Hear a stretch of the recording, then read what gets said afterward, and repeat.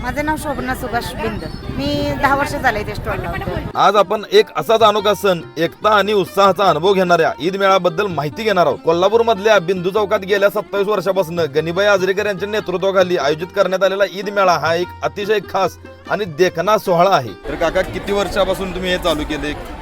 गेली 27 वर्ष झालं आपण ईद फेस्टिवल साजरी करतो. ही कन्सेप्ट मीना बाजार जे दिल्लीमध्ये आहे, महिलांच्या करता एक बाजार भरवला जातो.